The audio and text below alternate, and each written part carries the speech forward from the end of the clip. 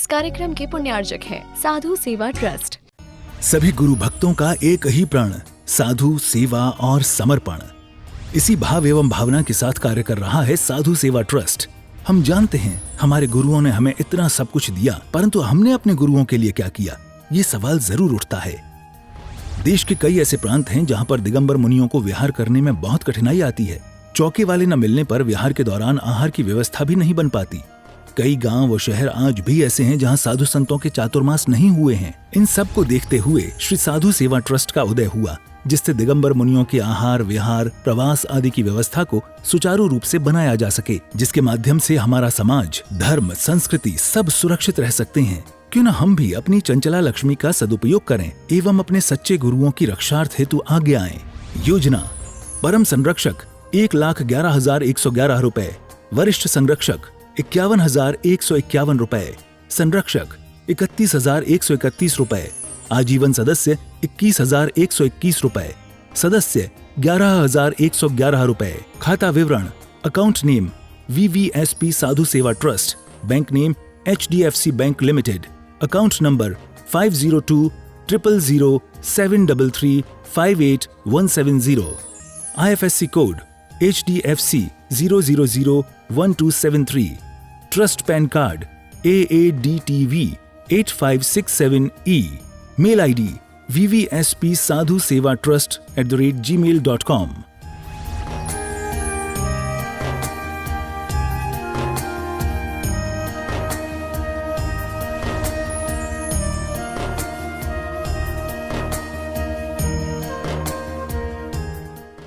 आत्मकल्याण के इच्छुक सभी धर्मात्मा, पुण्यात्मा एवं महानुभाव,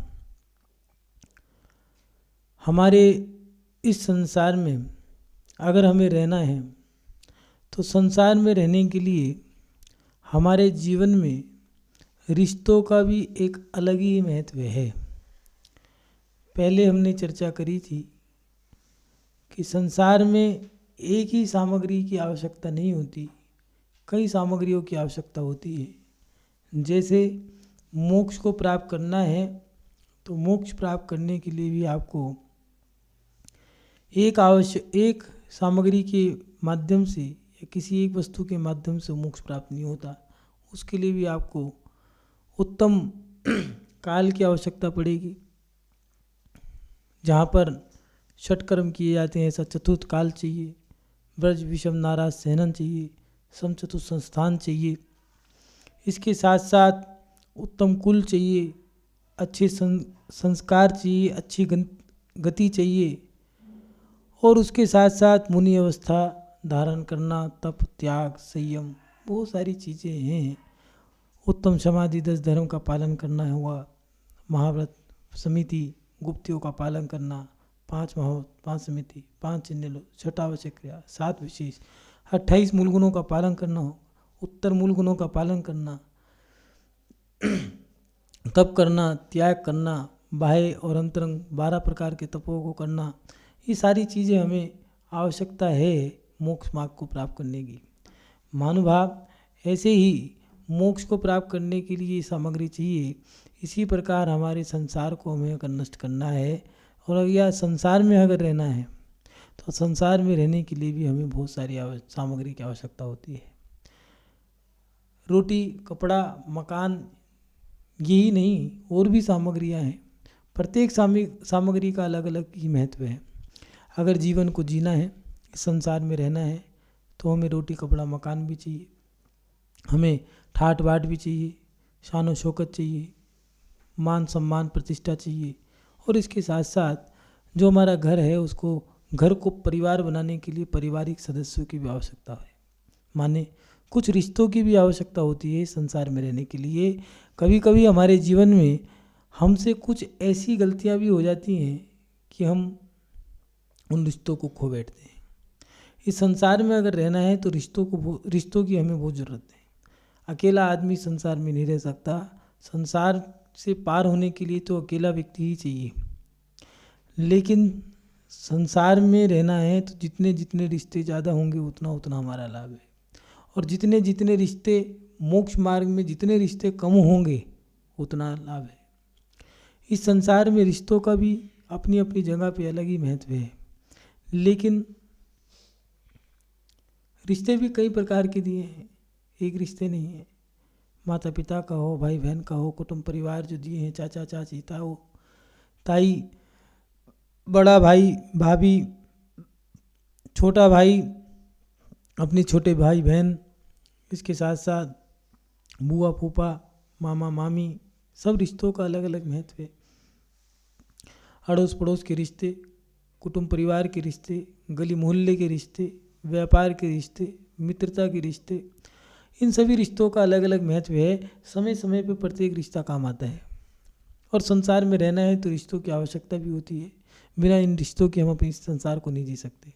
महानुभाव, हमारे जीवन में कभी ऐसी घटना भी घट जाती है जिससे हमारे उस घटना के कारण हमें पछताना पड़ता है, या यूँ कहें कि रिश्तों में खटास आ जाती है। हमारी कोई गलती के कारण हमारे करीबी रिश्ते भी बिगड़ जाते हैं और वक्त रहते हमारे मन में एक ही बात आती है कि हम रिश्तों में सुधार कैसे लाएं। चाहे वो भाई बहन का रिश्ता हो, चाहे भाई भाई का रिश्ता हो, चाहे बहन बहन का रिश्ता हो, माता पिता का रिश्ता हो, मित्र का रिश्ता हो, व्यापारिक रिश्ते हों, सांसारिक रिश्ते हों, धर्म के रिश्ते हों। लेकिन ये रिश्ते भी अगर किसी कारण से हमें टूट जाते हैं, या कोई घटना ऐसी घट गई है, किसी को कोई बात बुरी लग गई है, कोई अनहोनी घटना घट गई है, परिस्थितियाँ हो गई हैं, या वक्त माहौल ऐसा बन गया है, उस कारण हमारा रिश्ता जब टूटने लगता है तब हमारे मन में आता है कि कैसे करें, क्या करें जिससे हमारा रिश्ता सुधरे।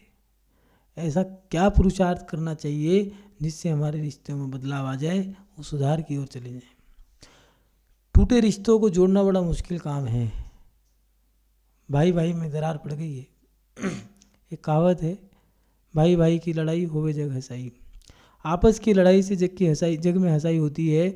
लोग, ये संसार का नियम है, लोग रो के पूछते हैं और हंस के उड़ाते हैं। हंस के नहीं पूछेंगे, ये ऐसे कोई पूछेगा नहीं, भैया आँख कैसे फूट गई तुम्हारी, लड़ाई हो जाएगी। वह रो के पूछेगा, भाई साहब बड़ा कष्ट होता होगा, आपकी एक ही आँख है, कैसे हो गई। आप बता दोगे, लेकिन बाद में वो हंसेगा उस बात पे। इसलिए संसार का ये नियम है, व्यक्ति रो के पूछता है, हंस के उड़ाता है।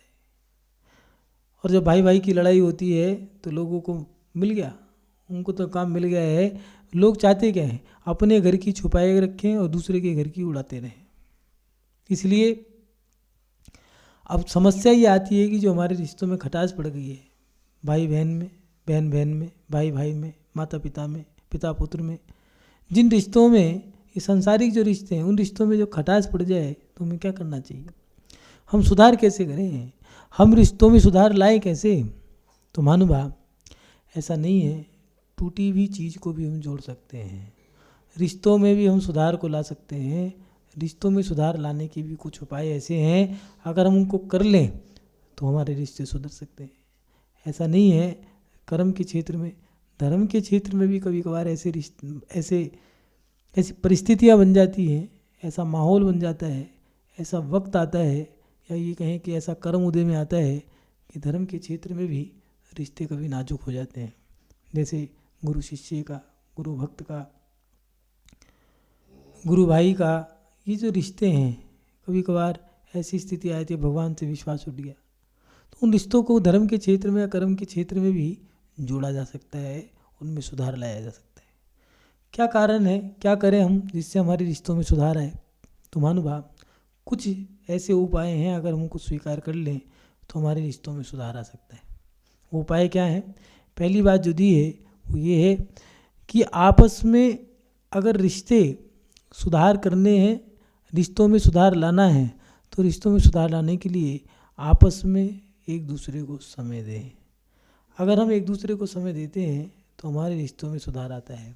जैसे आपस में बोलना, चालना, खाना पीना, घूमना फिरना, ये सारी जो क्रियाएं हैं, इनसे हमारे रिश्तों में सुधार आता है। हम अपने रिश्तों में सुधार लाने के लिए आपस में समय दें। जब समय नहीं देते हैं तो फिर रिश्ता टूट जाएगा। आप किसी के घर गए और कोई आपसे ना बोले तो, आपको समय न दे तो आपके साथ ना बैठे तो फिर क्या होगा? आप चले गए, ठीक है, थोड़ी देर बाद उठ के आ जाओगे और कहोगे भैया आज के बाद इसके घर जाना बेकार है, आए तो आए, नहीं आए तो ना है, लेकिन हम नहीं जाएंगे।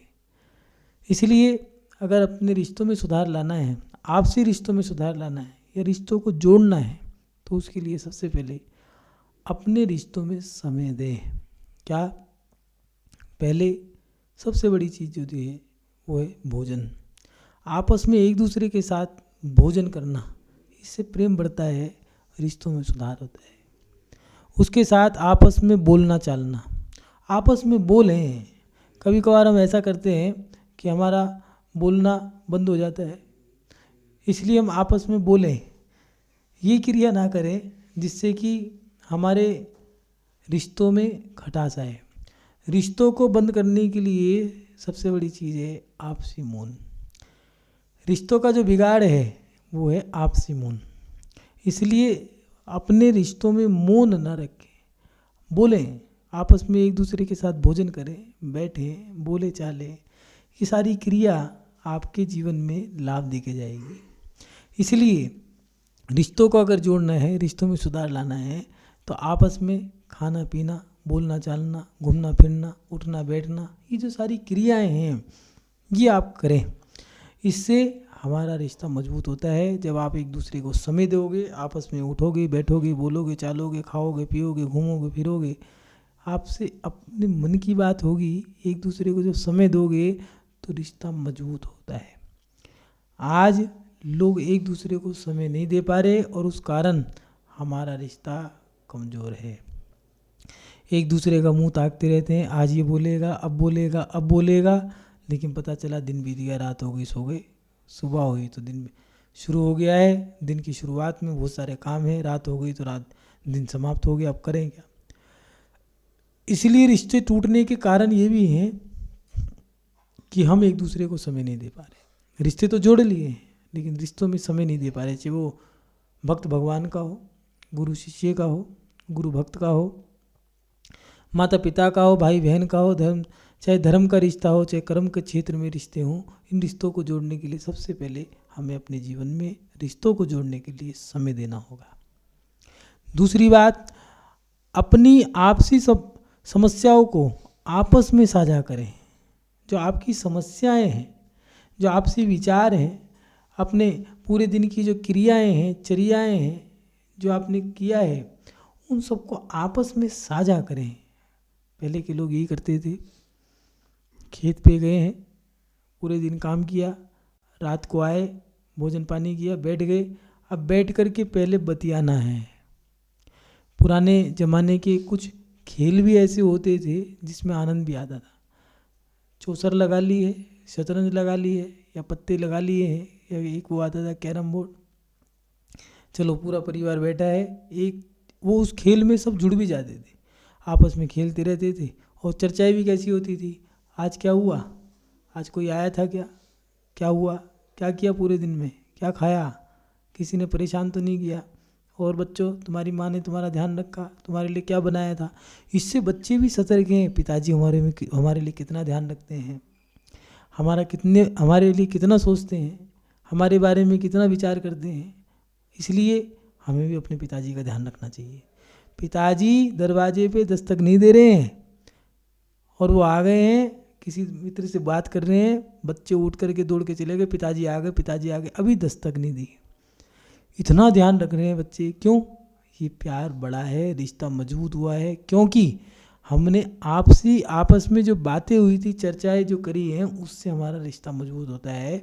इसलिए आपसी चर्चाएं आपस में साझा करें। ऐसा नहीं है आप किसी मित्र से, आज के लोग या महिला पक्ष में भी महिलाएं किट्टी पार्टी में जाकर के आपस की जो चर्चाएं वहाँ पर कर लिए। वो रिश्ते आपके मात्र गली मोहल्ले के हैं। आपका मजबूत रिश्ता जो है वो है पति का रिश्ता। पति से तो आपने बात ही नहीं करी है, बच्चों से बात नहीं करी है, आपने अड़ोस में, पड़ोस में, कुटुंब में, परिवार में, धर्म में अपना समय दे दिया, लेकिन जो हमें जिनसे साझा करनी थी उनसे नहीं साझा करी। इसलिए आपसी रिश्तों में अपनी जो समस्याएं हैं, अपनी जो चर्चाएं हैं, पूरे दिन की जो बातें हैं, वो आपस में साझा करें। अपनी बातों को साझा करने से, आपस में शेयर करने से रिश्ते मजबूत होते हैं। रिश्तों में विश्वास बढ़ता है, आत्मीयता बढ़ती है, समर्पण बढ़ता है, और रिश्तों के प्रति जो एक दूसरे के प्रति जो भक्ति है, उस भक्ति से हमारे अंतरंग में जो रिश्ता है वो रिश्ता अंदर से मजबूत होता है। जब अंदर से रिश्ता मजबूत होगा तब बाहर से रिश्ता मजबूत होगा। इसलिए रिश्तों को मजबूत करने के लिए या फिर रिश्तों में सुधार लाने के लिए अपने जीवन में आप आपस में एक दूसरे को समय दें। दूसरी बात, अपनी आपसी समस्याओं को आपस में साझा करें। तीसरी बात, आपस में एक दूसरे को समझें। आपसी विचार, स्वभाव, व्यवहार, भावनाएं, आपस की बोली चाली, इन चीज़ों को जब तक हम नहीं समझेंगे तब तक हमारा रिश्ता मजबूत नहीं होगा। जो हमारे जो विचार हैं, इन विचारों को भी हमें समझना होगा। कभी कभार ऐसा होता है कि सामने वाले के भैया इसके तो विचार बड़े बेकार हैं, मेरे को अच्छा नहीं लगता, मुझे तेरे व्यक्ति पसंद नहीं है। पहले उसको समझो, उसके पीछे की परिस्थितियाँ क्या हैं, उसके हालात कैसे रहे हैं। ये हालात और परिस्थितियाँ प्रत्येक व्यक्ति के साथ आती हैं, और उन्हीं कारण वो व्यक्ति अपने विचारों को संभाल नहीं पाता है। जब व्यक्ति ज़्यादा संघर्ष करता है तो उसके विचार भी कभी कभार नकारात्मक हो जाते हैं, और जब संघर्ष करने के बाद उसको कामयाबी मिलती है तो उसके विचार भी सकारात्मक हो जाते हैं। इसलिए हम अपने जीवन में दो रिश्तों को मजबूत करना है, सुधार लाना है, तो रिश्तों में सुधार लाने के लिए सबसे बड़ी जो चीज़ है वो है आपसी विचारों को समझें, उसके स्वभाव को समझें। व्यक्ति का स्वभाव क्या है। कई लोगों का स्वभाव होता है चीखने चिल्लाने का, कई लोगों का स्वभाव होता है सेवा का, कि सेवा उसका नेचुरल है, वो दिखावा नहीं है, वो नेचुरल है, ये प्राकृतिक है, ये उसका स्वभाव है। उसके स्वभाव को समझो, उसके साथ साथ उसका जो व्यवहार है उसको समझो, उसकी जो भावनाएं हैं, भावनाएं बोली नहीं जाती। एक रिश्ते का दूसरे रिश्ते के प्रति, या ये कहें कि कोई पत्नी या पति कहे कि मुझे तुम कितना प्यार करते हो, मेरी कितनी इज्जत है, कितनी प्रतिष्ठा है तुम्हारे अंदर, बताओ। रिश्तों के प्रति जो प्रेम, भक्ति, समर्पण, श्रद्धा है, ये कभी किसी को थाली में रख करके परोस नहीं सकते। आप किससे कितना प्रेम करते हो, किसके प्रति कितना समर्पण है, ये आप किसी को दिखा नहीं दे सकते।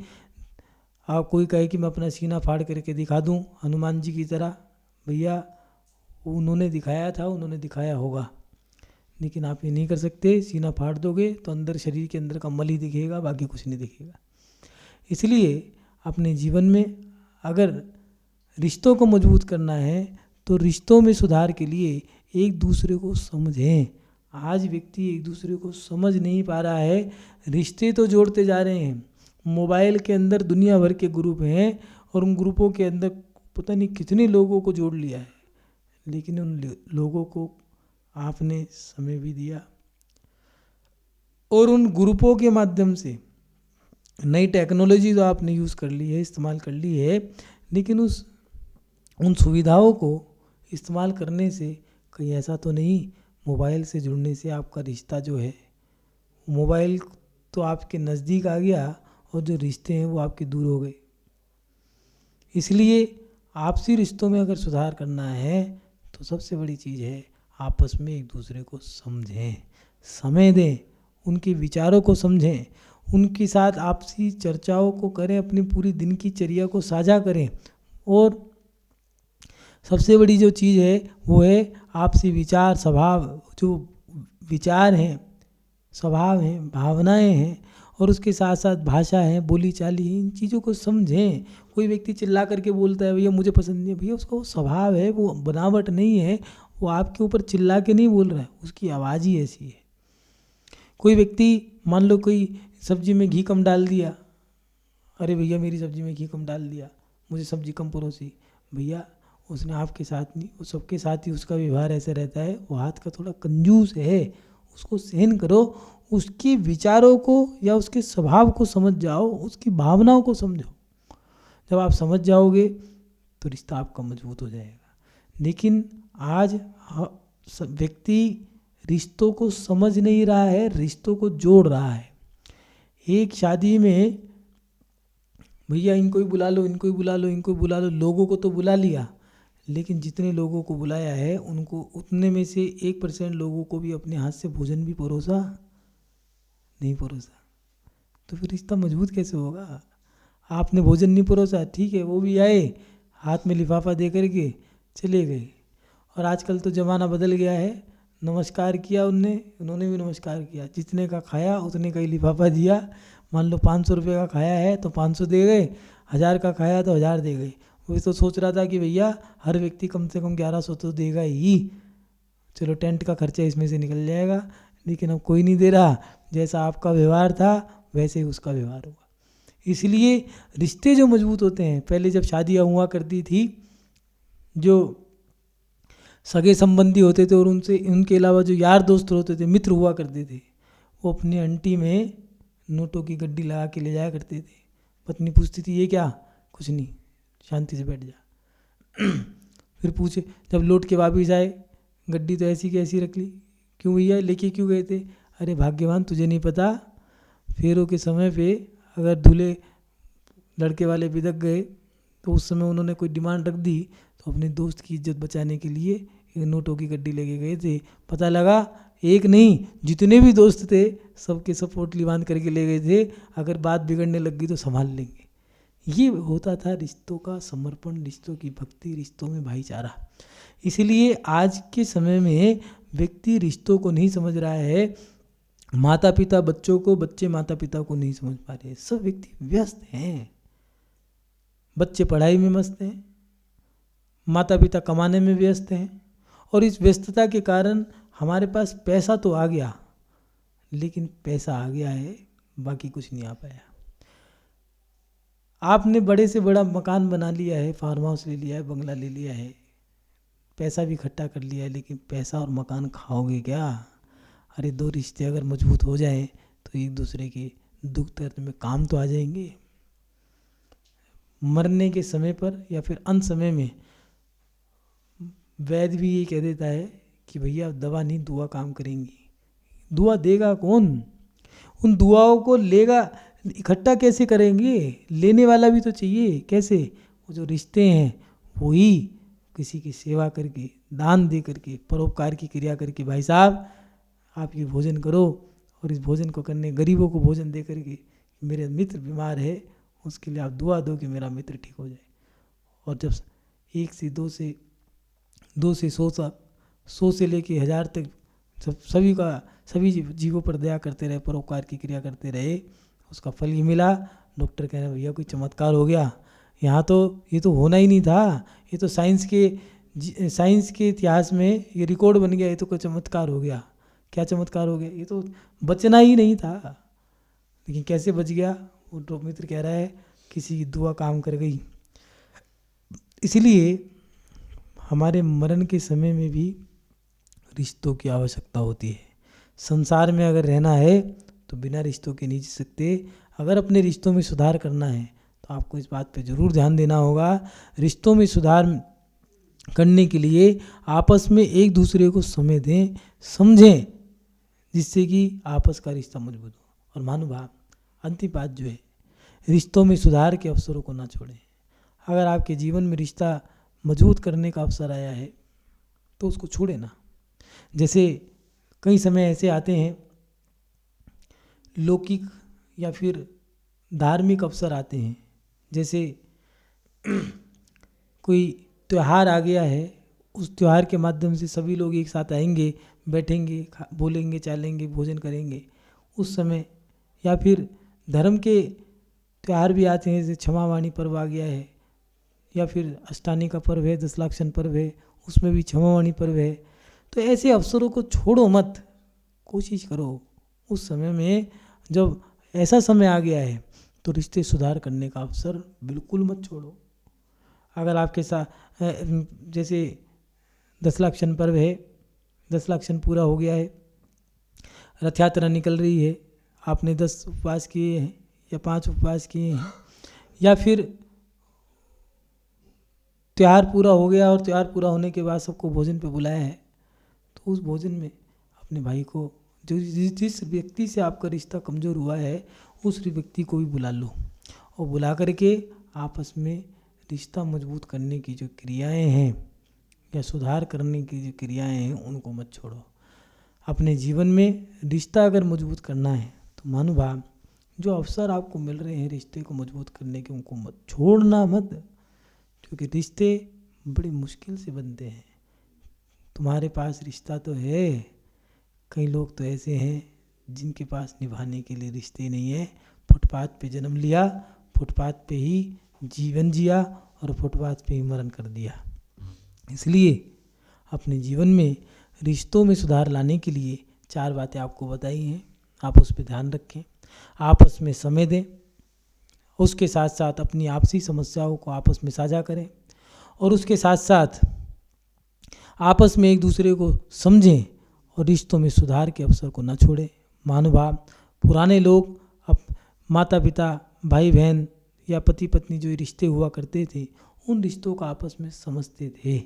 इसलिए अपने रिश्तों को मजबूत करने के लिए आपस में इन बातों पे ध्यान रखें। और सबसे बड़ी बात, आपसी रिश्तों को समझना है तो अपने रिश्तों में तीसरे व्यक्ति को ना लाएं। अगर ये विशेष बातें हैं आपको जो ध्यान रखनी है, कभी कभार लड़ाई हो गई, कुछ मन में बात है या कुछ है, भैया मैं नहीं कह सकता, मैं नहीं कह सकती, हमसे भी ये नहीं होगा, तो एक काम करो, आपसी रिश्तों को अगर मजबूत करना है तो तीसरे व्यक्ति को मत लाना। जब भी तीसरा व्यक्ति कोई भी आएगा, कोई भी हो, चाहे तुम्हारा भाई हो, चाहे तुम्हारी बहन हो, चाहे नंद हो, भावज हो, कोई भी हो, आप पति पत्नी का रिश्ता है, भाई बहन का रिश्ता है, आप 2 जने बात करो, लड़ो, कुछ भी करो, लेकिन तीसरे को मत लाना, क्योंकि तीसरा व्यक्ति आता है तो उस रिश्ते में राजनीति ही होती है। इसलिए रिश्तों में सुधार करना है तो तीसरे व्यक्ति को ना लाएं। दूसरी बात, ये बात विशेष है, आप इसको ध्यान रखें कि आपस में कभी भी रिश्ते में बिगाड़ होने का समय आ रहा है तो याद रखना, मौन ना लें, बोली चाली को बंद ना करें। अगर बोल चाल बंद कर दी तो फिर रिश्ते में खटास आती जाएगी। पहले सब रिश्ते को बिगाड़ने के लिए सबसे बड़ी चीज़ जो है वो यही है, भैया हमारे इससे बोल चाल बंद कर दो, आना जाना बंद कर दिया, बोल चाल बंद होगी तो आना जाना बंद हो जाएगा और उससे हुआ क्या, रिश्ता ख़त्म। इसलिए रिश्तों में अगर सुधार लाना है तो रिश्तों में बोल चाल ना बंद करें, तीसरे व्यक्ति को बीच में ना लाएं और उसके साथ साथ आपसी विश्वास को बनाए रखें। इस कार्यक्रम के पुण्यार्चक थे साधु सेवा ट्रस्ट।